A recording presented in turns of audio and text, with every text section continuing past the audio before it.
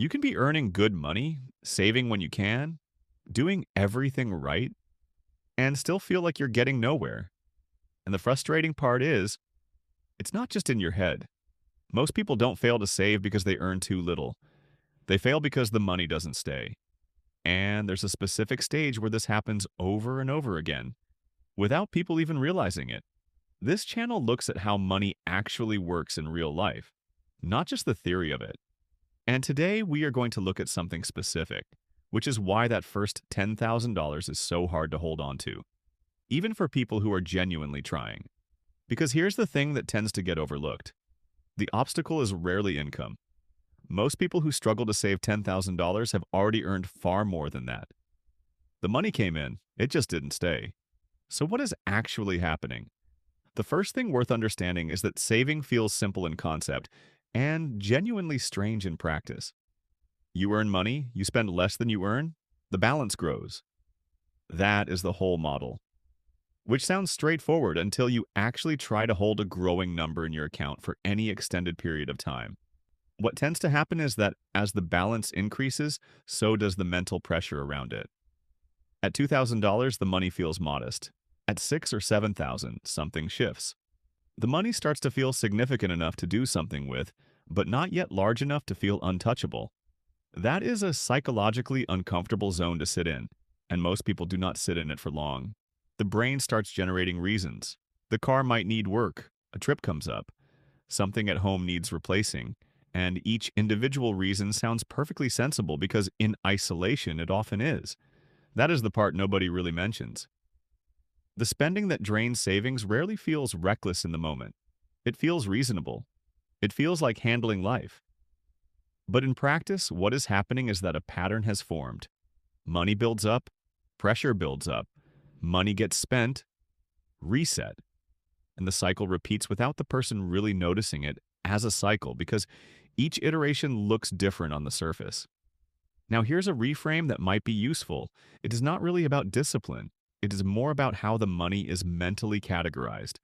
When you have one account and one growing number, that number becomes available for everything. It is a general pool, and a general pool gets used for general things. Every expense becomes a candidate. Every decision pulls from the same well. What tends to work better, not as a rigid rule but as a behavioral reality, is when money gets separated by purpose before the pressure arrives. Not because the math changes, but because the psychology does. Money that is mentally assigned to something specific is harder to redirect. It has a job. Spending it feels like taking something, not just adjusting a number. This is not advice in the traditional sense. It is more of an observation about how people who do reach this milestone tend to think differently about where money lives, not just how much of it they have. There is another layer worth looking at, which is the social dimension of this. Saving is largely invisible. Nobody sees the number in your account. What people do see is what you do and do not participate in. And for most people in their 20s and 30s, the social environment is built around spending. Dinners, trips, events, upgrades, experiences. None of it is inherently wrong, but the cumulative pressure of existing in that environment, while quietly trying to build a balance that nobody can see, that is a strange thing to sustain. What tends to erode savings in this context is not one big decision. It is the ongoing cost of staying connected to a lifestyle that was built around a different financial behavior. Each individual expense is defensible. The aggregate is what does the damage. And here is the psychological layer underneath that. Spending in a social context feels like participation. Saving feels like absence. Even if you are physically present, holding back financially can create a quiet sense of being slightly outside of things. Over time, that feeling creates pressure, and pressure tends to get relieved. The people who navigate this well are not usually the ones who isolate or dramatically opt out. They are the ones who have gotten specific enough about their goal that the trade-off feels real and worthwhile rather than abstract and punishing.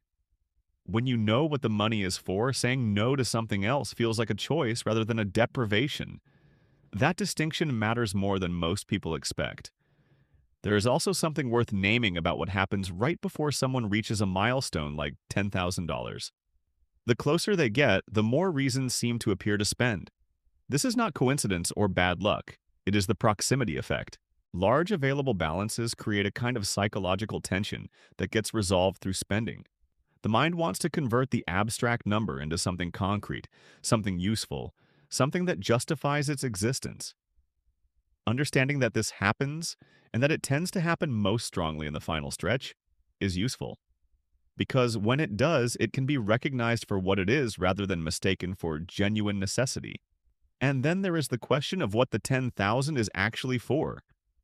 A lot of people set the goal without attaching it to anything beyond the number itself. Reach 10,000. Done. But a number without a story is easy to dismantle. When something comes up, as something always does, there is no compelling counter-narrative, no reason strong enough to outweigh the immediate need. In practice, the people who hold on to this milestone tend to have connected it to something. Not a rigid plan necessarily, but a meaning, options, a sense of stability, a foundation for something else. The money becomes a representation of something they are building, not just a score to achieve. That shift from accumulation as a goal to accumulation as a foundation changes how every spending decision feels. It also changes how setbacks feel.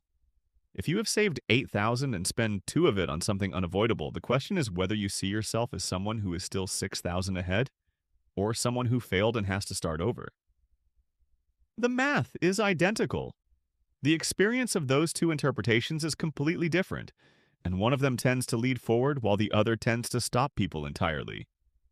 The honest summary of all of this is that the $10,000 milestone is less about money management and more about identity. Specifically, it is about whether someone has started to see themselves as a person who builds things over time, or whether they still fundamentally see themselves as someone who earns and spends. That identity does not shift because someone reads the right article or follows the right budget template. It shifts through accumulated evidence. Small decisions repeated. Progress that is noticed and held, even when it is slow.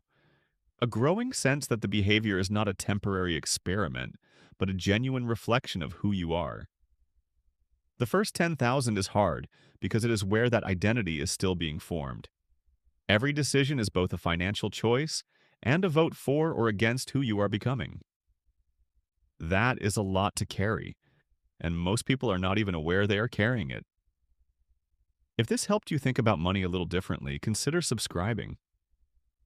This channel is about understanding how money actually behaves and why people respond to it the way they do, because that understanding tends to matter more than any specific tactic ever will.